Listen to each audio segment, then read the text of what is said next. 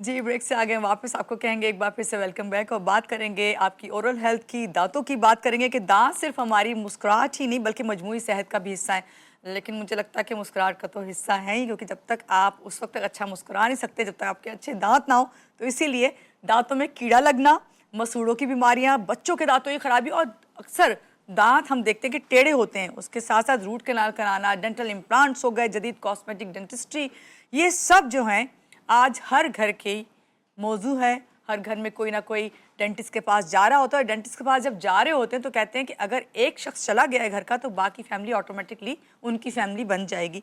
ये मैं अक्सर कहती हूँ। तो जनाब, जो दांतों का दर्द होता है वो जब तक हम नाकाबिले बर्दाश्त नहीं हो जाता उस वक्त हम डेंटिस्ट के पास नहीं जाते। लेकिन हमें कब डेंटिस्ट के पास जाना चाहिए, किस तरह अपनी ओरल हेल्थ का ख्याल रखना चाहिए, इन तमाम बातों को जानेंगे। हमारे साथ मारूफ डेंटल सर्जन है इस वक्त, डॉक्टर अली मनिया। इनसे मिलते हैं और जानते हैं। अस्सलाम वालेकुम, कैसे हैं डॉक्टर साहब? I am good. आप बताएं कैसे मैं हैं? बिल्कुल ठीक हूँ। पहले तो बहुत शुक्रिया कि आप हमारे प्रोग्राम में आए, और यहाँ से स्टार्ट करूँगी कि जब आपके पास पेशेंट आते हैं और वो मुस्कुराते हुए आपको देखते हैं तो वो यकीनन कहते होंगे डॉक्टर साहब आपके जैसे दांत कर दें हमारे। तो ऐसा है, कभी कोई कहता है? नहीं नहीं जी, बिल्कुल डेफिनेटली पेशेंट कहता है कि जी आपने कैसे दांत मेंटेन किए, सारी चीज़ें सब चीज़ें। तो बिल्कुल। मैं हमेशा यही कहता हूँ कि द की टू गुड आपके सेट ऑफ टीथ इज कि एवरी 6 मंथ्स आपने फिर डॉक्टर को दिखाना होता है। विजिट करना ज़रूरी है। ठीक है डॉक्टर साहब, ज़रा यहाँ से स्टार्ट करते हैं क्योंकि ये एक इतना वसी टॉपिक है जिस पर जितनी ही बात करेंगे कम होगा। रूट कैनाल, डॉक्टर के पास गए, तकलीफ हो रही थी, दांत में दर्द था, गए, जैसे दिखाया पता चला जी आपको तो रूट कैनाल की ज़रूरत है। रूट कैनाल है क्या? देखें, सबसे पहले तो जो मैं आपको बताऊं, जैसे आपने बोला कि पेशेंट उसी वक्त जाता है जब दांत में दर्द होता है। तो ये भी एक गलत है कि पेशेंट को हमेशा एवरी 6 मंथ्स डॉक्टर को रिपोर्ट करना चाहिए, दिखाते रहना चाहिए, ताकि कोई भी चीज़ आपकी है वो इनिशियल स्टेप के ऊपर सही हो जाए, जी। कि आपको दर्द कम हो, तकलीफ कम हो, आपके पैसे भी कम खर्च हों और डॉक्टर के पास जाना भी कम पड़े। ऐसे ही है। रूट कैनाल का मकसद होता है बेसिकली कि आप जब दांत इतना इन्फेक्टेड हो जाता है कि वो आपके मुंह में नहीं रह सकता और तकलीफ देता है, तो उसका इंटरनल जो एरिया जो ख़राब हो जाता है नर्व, उसको क्लीन कर दिया जाए और फिर वो आपके मुंह में रहे, ताकि आपको कोई दर्द और तकलीफ ना करे। ठीक है डॉक्टर साहब, कभी ऐसा होता है कि रूट कैनाल हो जाए उसके बाद जो है फिर दोबारा से आपको रीट्रीटमेंट कराना पड़ जाए और इन्फेक्शन ना जाए? क्या ऐसा ऐसा बिल्कुल भी ऐसा हो केसेस में सकता है। होता है? देखें, every treatment has a failure. जैसे अगर हम रूट कैनाल को भी कहते हैं तो हम कहते हैं 92% सक्सेस रेट है। दिस मीन्स लिटरली कि 100 पेशेंट करेंगे तो 8 की रूट कैनाल्स फेल भी हो जाएंगी। फेल होने का अलग अलग प्रॉब्लम्स होते हैं कि आपकी कैनाल्स का शेप ऐसा है जो कि सही तरह क्लीन नहीं हो सकता, कोई एसेसरी कैनाल है, कभी ऐसा होता है कि डॉक्टर काम कर रहा है, ह्यूमन है, उसमें कोई एरर हो सकता है। तो ये सारी चीज़ें हो सकती हैं फेलियर की। ठीक है। दांत अक्सर हम देखते हैं कि लोगों के टेढ़े होते हैं और उसमें ब्रेसेस लगवाने पड़ते हैं। ये बताइए कि ये जदीद जो तरीका इलाज है ये कितना मौसर है? क्या अगर दांत टेढ़े हैं तो उसका इलाज यही है कि उससे ब्रेसेस लगवाए जाएँ?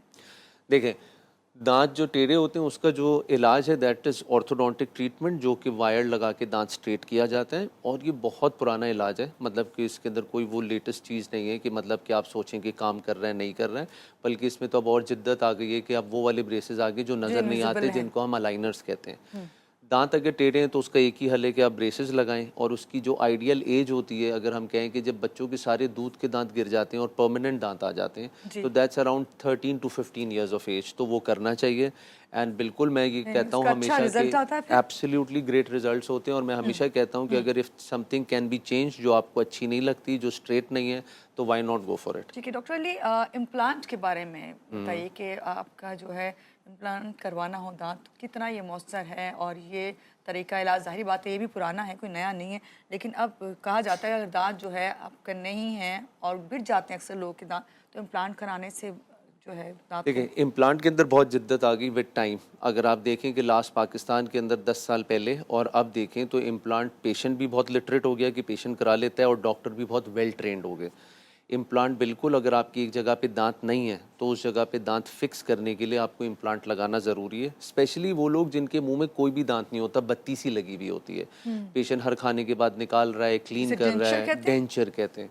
तो वो ओल्ड एज पेशेंट होता है जिनके मुंह में डेंचर्स लगें, तो आप उसके ऊपर 6 इम्प्लांट लगाएं और उस पेशेंट को आप आराम से ज़िंदगी दे सकते हैं कि हेल्दी दांत अपना खाए पिए मज़े करें। डॉक्टर साहब, ओल्ड एज में तो जाके अक्सर वालिदैन ये कहते हैं कि नहीं ये इतनी तकलीफदा मरला है, इसे नहीं करवाना चाहिए। क्या क्या मशवरा देंगे? क्योंकि बहुत सारे ऐसे लोगों के घर में वालिदैन हैं, पेरेंट्स हैं जिनके साथ ये मसला है। तो बिल्कुल, आप सही कह रहे हैं। देखें, सबसे पहली मिथ तो है कि जब इम्प्लांट करते हैं तो बहुत तकलीफ़ होती है, ऐसा नहीं होता। जो लेटेस्ट अब एनेस्थीसिया है, आप इंजेक्शन लगा के उस एरिया को सुन्न कर देते हैं। इंजेक्शन का प्रिक फ़ील होता है, जो आपको कभी आप ब्लड टेस्ट भी कराते हैं उसमें भी फ़ील होता है। उसके बाद एरिया बिल्कुल नम हो जाता है। फिर आप उसके अंदर जब इम्प्लांट प्लेस करते हैं तो पेशेंट को कोई दर्द नहीं होता ट्रीटमेंट के अंदर। ट्रीटमेंट के बाद ये हो सकता है कि पेशेंट को एक आधा दिन डिस्कम्फर्ट हो, जिसके अंदर आप पेन किलर्स देते हैं, पेशेंट आर ऑल राइट। ठीक है इसमें कोई डॉक्टर साहब, ये ज़रूरी तो नहीं है कि ओल्ड एज में जाके आपको ज़रूरत पड़े। बाज़ दफ़ा ऐसा बिल्कुल। होता है एक्सीडेंटली आपके दांत जो हैं वो आप हादसे का शिकार होते तो आपके साथ नहीं दे रहे होते, तो उनको भी वो भी करा सकते हैं। और कितना कॉस्टली है ये ज़रूर बताइएगा। लोग समझते हैं कि इम्प्लांट कराना सबसे ज़्यादा कॉस्टली है, क्योंकि वैसे तो है ही ये बिल्कुल वाली ऐसे है। ट्रीटमेंट। अच्छा देखिए, सबसे पहले तो हम कहते हैं कि जी दांत मल्टीपल वजह से चले जाता है। किसी लोगों के नेचुरली मिसिंग होता है, कोई लोग दांत में कैविटीज़ की वजह से निकलवा देते हैं, किसी का एक्सीडेंट में चला गया, और एक ओल्ड एज। ओल्ड एज भी हम कहते हैं कि एक तो हम ओल्ड एज सोचते हैं कि भाई कोई 70-80 ईयर्स का हो गया। लोगों के 50-55 से दांत कोई एक आधा मिसिंग होना स्टार्ट हो जाता है। उसके लिए बेस्ट हल है कि आप उस जगह पे इम्प्लांट लगवाएं, और हर केस में लग सकता है। इम्प्लांट से पहले आप जदीद एक्सरे हो जाता है, जिसको हम सीबीसीटी कहते हैं। CBCT। सीबीसीटी पहले एक्सरेज होते थे, वो 2 डायमेंशनल होते थे। ह्यूमन बॉडी 3 डायमेंशनल है, तो सीबीसीटी 3 डायमेंशनल एक्सरे होता है, जिसमें हम आपकी हड्डी की विड्थ, लेंथ, सब चीज़ देख लेते हैं और उसके बाद इम्प्लांट प्लेस करते हैं। अब तो इम्प्लांट्स में हम गाइडेड सर्जरीज करते हैं कि पहले से प्लान्ड होता है पेशेंट के मुंह में किस जगह पे इम्प्लांट लगेगा, कितने डीप जाएगा, कैसे होगा, सारी चीज़ें होंगी, तो ये पहले से। तो अब बहुत एडवांसमेंट आ गई इम्प्लांट के अंदर, एंड इम्प्लांट की success rate I would say around 98% है। तो भाई अच्छी बात है, लेकिन डॉक्टर साहब ये कितना एक्सपेंसिव है, कितना कॉस्ट पड़ जाती है अगर आप इम्प्लांट कराते हैं तो? Implant is a costly thing. Implant के अंदर अगर आप कोई भी कॉस्ट देखें तो मुझे लगता है कि अराउंड 100,000 से ऊपर, लाख रुपए से ऊपर एक इम्प्लांट आपको कॉस्ट डेफिनेटली करता है। और तो ये लाइफ टाइम के लिए होता है? इम्प्लांट की by text book life span is around 20 to 25 years, सही है। उसके ऊपर दांत जो होता है वो आपका अराउंड 10-12 साल होता है, उसमें कोई चेंजेस आ सकते हैं। बट आई थिंक कोई भी ट्रीटमेंट आप करें और उसके अंदर 25-30 साल मिल जाए आपको, तो I think that's more than enough. इससे ज़्यादा तो पेशेंट भी एक्सपेक्ट नहीं करता। सही डॉक्टर साहब, अभी ये वाली तो वो ट्रीटमेंट्स हैं जो बहुत ज़रूरी हैं और हर एक को इसके बारे में समझना चाहिए, लेकिन एक आजकल मैं सोशल मीडिया पे बहुत देख रही हूँ, टीथ वाइटनिंग का कॉन्सेप्ट बहुत ज़्यादा आ गया है। जबकि मैंने डेंटिस्ट से ये सुना है कि जो आपकी दांत की जो आपकी वो है रंग है या मट्टी है, वो बदल नहीं सकते ना बिल्कुल उसको। ऐसा ही है। तो ये ज़रा बताइए कि टीथ वाइटनिंग की जो इस वक्त सीरम्स मिल रहे हैं, आप टूथपेस्ट कह लें, तो ये कितने फ़ायदेमंद हैं, इफेक्टिव हैं, या फिर नुकसान उल्टा आपके दांतों को पहुँचाते हैं? देखिए, सबसे पहले मैं आपको बताऊं कि आपने जो बताया ना कि डेंटिस्ट ने आपको बताया कि दांत का कलर चेंज नहीं हो सकता, सही है, कि हम कहते हैं कि दांत का एक स्पेसिफिक कलर जी। है जो कि आपका क्या आप चेंज नहीं हो जाते तो सकता है। मैच करते हैं आपके उससे यस। जब आप क्राउन तो लगवाएं या कोई आप भी दांत? डेंटिस्ट के पास अगर जाते हैं और वो प्रोफेशनल वाइटनिंग करते हैं तो आपका दांत का कलर चेंज हो सकता है। बिल्कुल, आपका दांत का शेड ड्रॉप हो जाता है, बहुत ज़्यादा मगर वाइट हो कितने जाते अरसे के हैं। लिए? यस, वो होता ये है सवाल आपका 8 से 10 महीने के अंदर, और आपने बार बार टॉप अप करना होता है। जैसे आप कोई भी एस्थेटिक प्रोसीजर करते हैं, किसी की स्किन की कोई प्रॉब्लम है, वो फेशियल करते हैं, लाइफ टाइम नहीं होता, आपको टॉप अप करना पड़ता है। आप अपने नेल्स के ऊपर कुछ करते हैं टॉप अप, तो हर एस्थेटिक प्रोसीजर जो चीज़ आपकी ओरिजिनल नहीं है उसको आप चेंज करते हैं, आप उसको बार बार करेक्ट करते रहते हैं ताकि वो सही रहे। अच्छा, ये एस्थेटिक प्रोसीजर का जब आपने जिक्र किया तो मुझे ख़वातीन का ख्याल आया, जो इम्प्लांट कराने की जब बात हो रही थी तो उसमें ज़ाहिर बात है अंदर वायर कुछ इस तरह कुछ है सिस्टम।